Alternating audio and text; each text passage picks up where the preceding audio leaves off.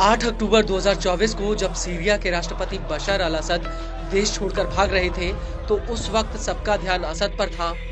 लेकिन इस पूरे घटनाक्रम के पीछे तुर्की का बहुत बड़ा हाथ था। तुर्की की खुफिया एजेंसी पहले से ही दमिश्क में एक्टिव थी। वहीं सीरिया के बॉर्डर पर तुर्की की सेना लामबंद हो रही थी।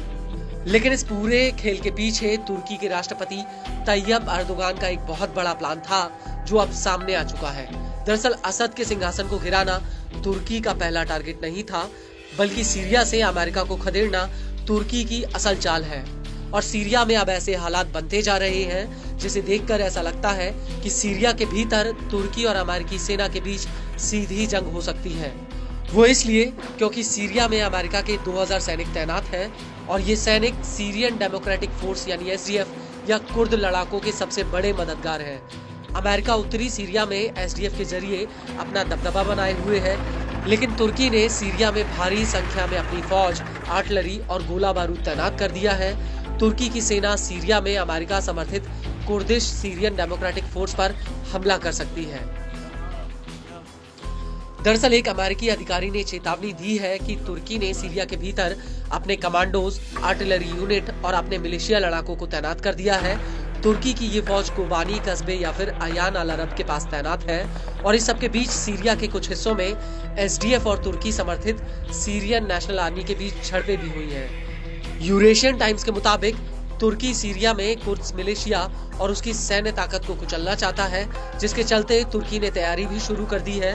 और तुर्की के इस प्लान को लेकर एसडीएफ के एक अधिकारी इल्हाम अहमद ने अमेरिकी अखबार वॉल स्ट्रीट जर्नल को बताया कि तुर्की ट्रंप के शपथ लेने से पहले कुर्द की जमीन पर कब्जा करना चाहता है, जिससे वो ट्रंप सरकार को कुर्द इलाके में तुर्किश अथॉरिटी को मान्यता देने के लिए मजबूर कर सके।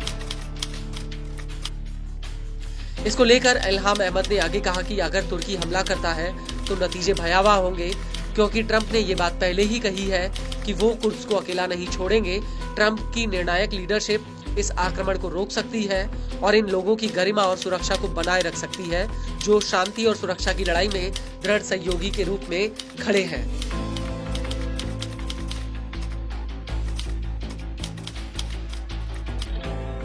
वहीं दूसरी तरफ कुर्दों पर हमलों को लेकर तुर्की के राष्ट्रपति तैयब अर्दोगान के दफ्तर का कहना है कि राष्ट्रपति अर्दोगान ने कहा है कि सीरिया एक ऐसे समय में प्रवेश कर चुका है जहां पर सीरिया के लोगों को अपने देश का भविष्य तय करना है। कुर्दिस्तान वर्कर्स पार्टी और इस्लामिक स्टेट समेत सभी आतंकी संगठनों को खत्म करना बहुत जरूरी है, जिससे वो अपनी क्षेत्रीय अखंडता बनाए रखें।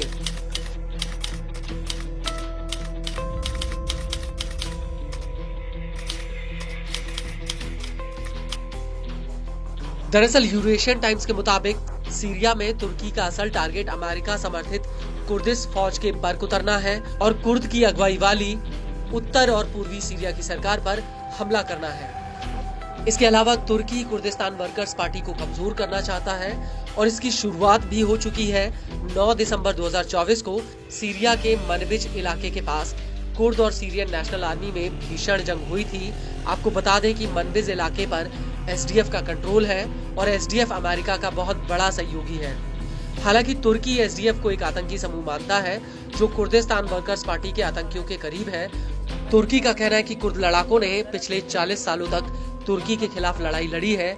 वहीं दूसरी तरफ कुर्द लड़ाकों पर हमलों को लेकर दिसंबर 2022 में सीआईए के डायरेक्टर बिल बर्डन्स ने तुर्की को चेतावनी दी थी कि सीरिया में तुर्की की एयर स्ट्राइक अमेरिकी सैनिकों की जान को खतरे में डाल रही है। इसके अलावा अक्टूबर 2023 में अमेरिका के एक F-16 लड़ाकू जेट्स ने तुर्की के एक ड्रोन को मार गिराया था। यह ड्रोन अमेरिकी सैनिकों से महज आधा किलोमीटर दूर प्रतिबंधित इलाके में घुस आया था।